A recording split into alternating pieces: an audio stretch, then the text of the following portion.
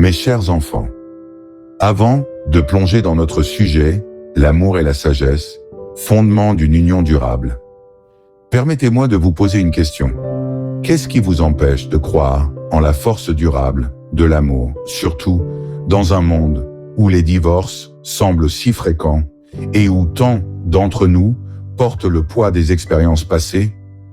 Cette question résonne profondément, n'est-ce pas? À ceux d'entre vous qui rêvent de mariage et à ceux qui ont déjà pris cet engagement sacré, je vous parle avec sagesse et avec le cœur. Aujourd'hui, je me tiens devant vous, non seulement en tant qu'ancien, mais en tant que témoin, durant des millénaires, des merveilles et des défis que l'amour peut offrir. Mon fils, ma fille, le choix de votre partenaire est une décision parmi les plus importantes de votre vie. Ne le prenez pas à la légère. Cherchez une âme qui partage vos valeurs, vos rêves et votre vision du monde. Comme l'a dit Caroline Gay, après 50 ans de mariage avec son époux Kelly, nous avons trouvé un moyen de surmonter les moments difficiles et de profiter des bons moments. Cette sagesse est précieuse pour tous ceux qui envisagent l'avenir. Prenons un moment pour réfléchir aux différentes façons dont l'amour est célébré à travers le monde. En Afrique du Sud, par exemple, les mariages traditionnels sont souvent marqués par des rituels riches en symbolisme. Les couples participent à des cérémonies où la famille et la communauté jouent un rôle central, renforçant ainsi les liens d'union et de soutien. Les Ndebele, par exemple, célèbrent leur mariage avec des danses colorées et des vêtements traditionnels ornés, symbolisant l'harmonie et la fertilité.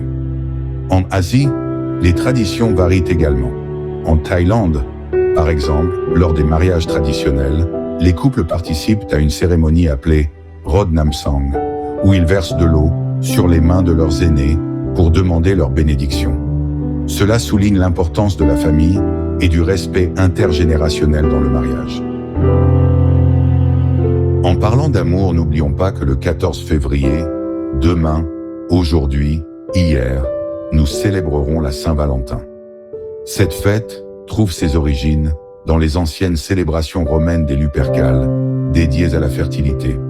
Au fil du temps, elle s'est transformée en une occasion pour exprimer notre amour envers nos partenaires. Cependant, il est essentiel de ne pas perdre de vue le sens profond derrière cette célébration. Au lieu de se concentrer uniquement sur les cadeaux matériels, réfléchissons à ce que signifie vraiment aimer et s'engager envers quelqu'un. L'amour véritable. Mes chers enfants, n'est pas simplement une passion éphémère.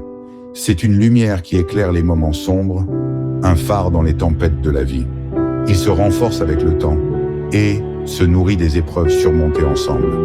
Souvenez-vous des paroles de Kelly. Nous ne sommes rien de spécial. Nous avons juste trouvé un moyen d'apprécier chaque jour. Soyez patients les uns envers les autres.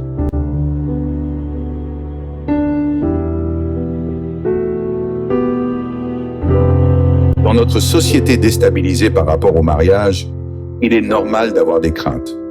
Beaucoup d'entre vous sont peut-être des enfants de divorcés ou ont grandi dans des foyers où l'amour semblait fragile.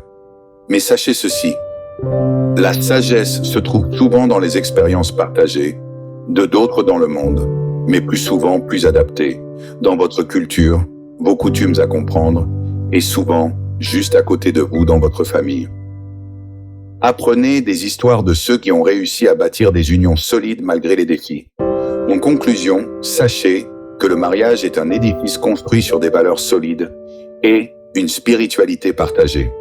En cultivant l'amour avec sagesse, vous bâtirez une union qui non seulement dure mais s'épanouit au fil des années. Alors, engagez-vous à être des partenaires inspirants pour vos conjoints. Que votre amour soit un exemple pour ceux qui vous entourent. Je vous remercie